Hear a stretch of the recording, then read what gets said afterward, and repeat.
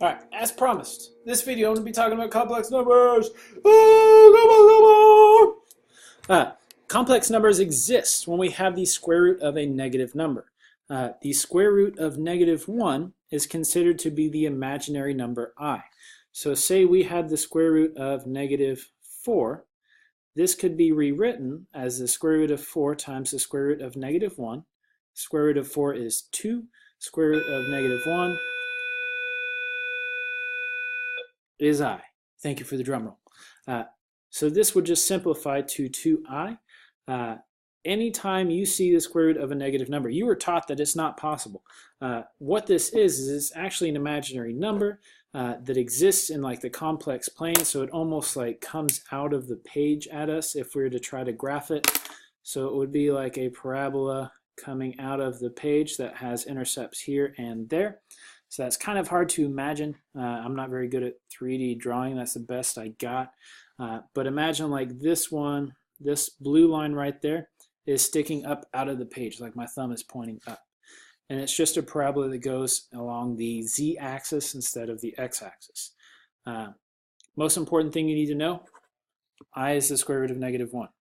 So like when you get to these ones down here where it just says simplify the radical, this one's easy because you can't take the square root of 3, so we're just going to leave it as the square root of 3, but times I, because we had the square root of -3.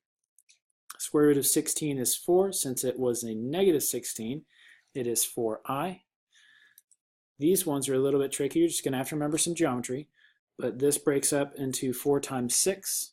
Square root of 4 is 2. Square root of 6 we have to leave, so we have this as 2I square root 6. 28 breaks up into 4 times 7. The 7 will stay on the inside. It is -28, so it is I. Square root of 4 is 2. This is super helpful when we get to ones like these, when we're saying find all the solutions. Because you could do the discriminant on these, and I will promise you the discriminant will come out less than 0, so we know we will have imaginary solutions. So what we do is we use the quadratic formula, the x equals -b plus or minus square root of b squared minus 4ac, all divided by 2a. I'll do it by that way in this first one. Actually, I'll do it that way in both of them so I don't confuse you or anything. But we have a, b, and c. So if we put it into our equation, let me go ahead and do that, and I'll simplify the numbers, save you a little bit of time. All right, so putting all that in, put in -b and then square root of b squared minus 4ac, all divided by 2a. We can come out as this, so -6 plus or minus square root of -24 divided by 2. So here's where we're going to want you to take -√24 and change that just like we did up here. So we already know this one is 2I square root 6.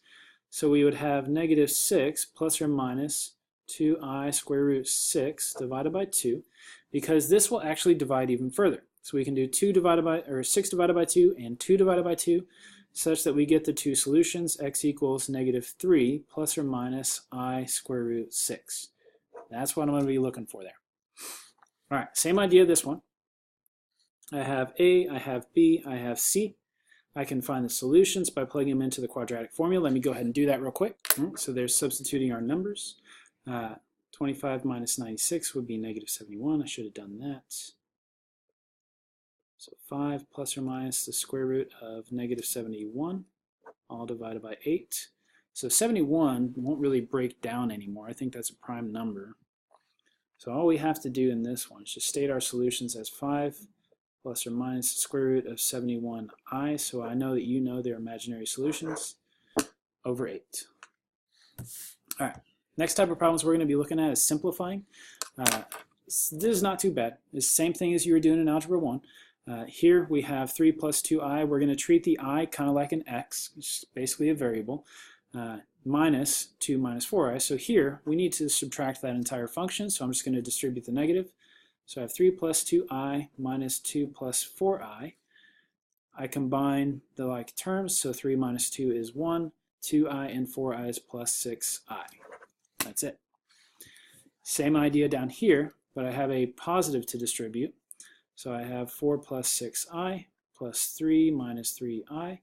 Combine our like terms, so we have 7 minus 3i plus 3i plus 3i plus 3i. So we have 4 and 3 is 7, 6i, and minus 3i is positive 3i.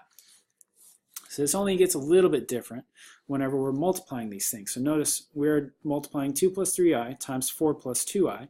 So I need to distribute everything to everything. So 2 times 4 is 8.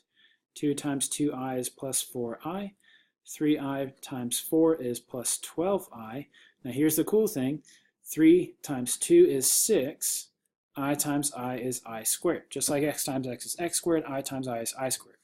Well, we haven't seen I squared yet, but if we know that I is the square root of -1, and we square all of that, well then doesn't that mean I squared would have to be -1?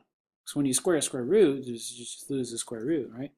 If you had x equals square root of 3, if we square both of that, we would just have x squared equals 3. Well, if we know then that I squared is -1, that means this is -1. So I can rewrite this as x plus 16i, after I combine those two, plus 6 times -1. Well, 6 times -1 is -6, so I have 8 plus 16i minus 6. Well, 8 minus 6 is 2, so 2 plus 16i. So here, super duper duper duper incredibly important, make sure that you remembered I squared is -1. I squared is always -1. It always will be. Make sure you know this now and forever. I still don't want to restart my computer even though it's been 17 days, but I still know that I squared is -1. Make sure you guys get that down. Yeah. Oh, so pretty. Oh, look at that. I'm like bent up my paper. You can't see it, but it's all bent up. Broken. I broke it. All right, simplify. 2 minus 6i times 4 plus 3i. Oh, yes. So I will distribute, distribute, distribute, distribute. 2 times 4 is still 8. 2 times 3 is still 6. 6 times 4 is still -24i. And 6 times 3 is minus 18i squared. So remember now, I squared is what? -1. Yeah, -1. So we have 18 times -1. We still have, well, I can combine 6 and -24 to make minus 18i, and that 8 is still out front. So really, this is 8 minus 18i plus 18. 8 and 18 together make 26. 26 minus 18i is how I would simplify that. All right, hopefully this video was helpful for you guys. Make sure you are asking good questions, coming in. Love you guys. I'll talk to you soon. Boop.